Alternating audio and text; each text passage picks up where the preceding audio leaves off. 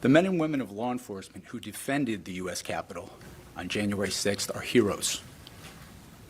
They are patriots and they are the very best of us. They did not just defend a building or the people sheltering in it. They put their lives on the line to defend who we are as a country and as a people. Special Counsel Jack Smith praising the officers who protected the Capitol and democracy during the January 6th riot. Smith called them heroes as he announced a third indictment against former President Donald Trump Tuesday night. This one over efforts to overturn the 2020 election. The special counsel accused the former president of spreading lies about election fraud and fueling the angry mob that descended on the Capitol. The mob that brutally attacked officers with flagpoles, bear spray, police barricades.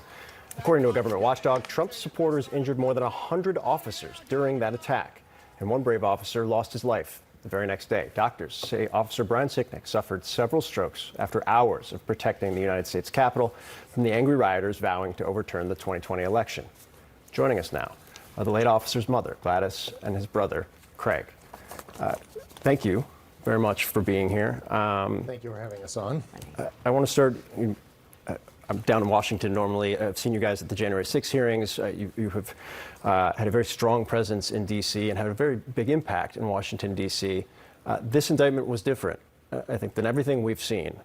What was your reaction to it, Gladys?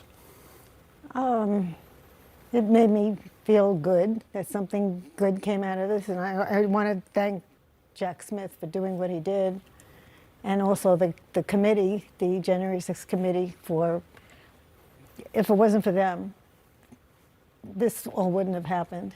This would have all been swept under the rug. And so I'm just hoping that it helps with for closure for the police, especially the police officers that were hurt. We've talked a lot about, and we've had you on before, we've talked a lot about not wanting Brian's death to be forgotten and for it to stand for something and all the good that he was in the world. What gets you to that? How do we get there? I don't know. I'm having a hard time. As I said before we came on air, Brian's birthday would have been on last Sunday. His birthday was last Sunday, and he had a hard time, really hard time. Because we're not down there so much anymore, that I think all of a sudden I'm grieving. Grieving just kicked in. I didn't have time before because we were always constantly on the move and doing. Yeah. It was shock. Yeah.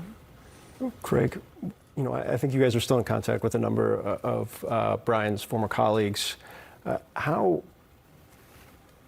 Capitol Police, the police departments down there, were very rattled afterwards. And I think to your point, grief hits at different times, dealing with it hits at different times. How are they doing, the folks that you still talk to?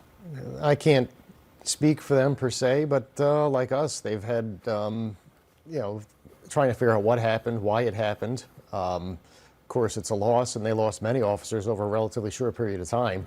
Brian was the first. A few others passed away from suicides a little later on, and there was a stabbing in the following weeks. They've had a very rough couple of years.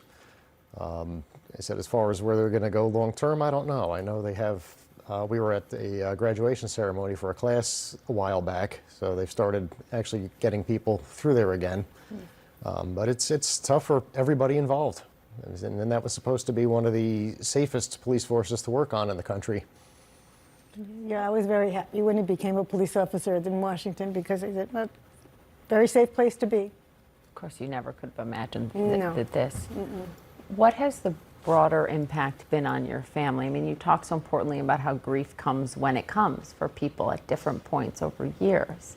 What about the others in your family who have to be struggling? Yeah, it's hard for everybody.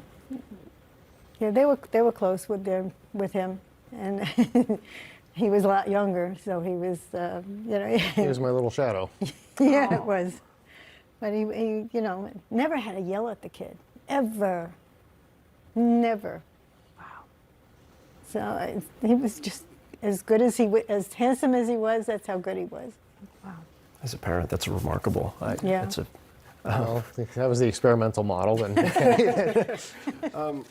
Can I ask you what you've been through, what you've seen in the wake of this indictment this week? What comes to mind when you think of the fact that the former president is now the clear leading contender to be the Republican nominee to be the president? He could be president again. It's entirely possible. It's very, very scary to me because what really stands out in my mind is that if he becomes president, I hope he doesn't, that he'll pardon all these people that have been behind bars, that belong behind bars, and more that coming behind him that should be in jail. And then he said, you know, what is he going to do? He's going to be in jail and and run the office of the White House from jail? I don't know how this is all going to work. Doesn't make any sense. And how people follow him. I just don't get it. It's frightening how so many people so strongly believe in this demagogue that, you know, you look at anything in his past. I've read books from his niece. I've read books written about people who have served in, you know, in his cabinet and the ancillary end of it. And the man is a sham, and he has been his entire life. And he's an extremely good con artist, apparently.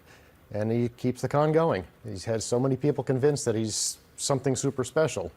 I mean, why would somebody who claims he's a billionaire have to have, you know, middle class and poorer people pay for his legal bills for his various PACs? It boggles the mind.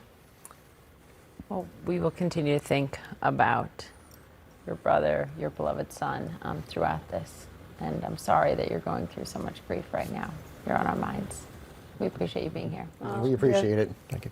I said, hopefully we can move forward as a nation and somehow get people to listen to reason. Thank you.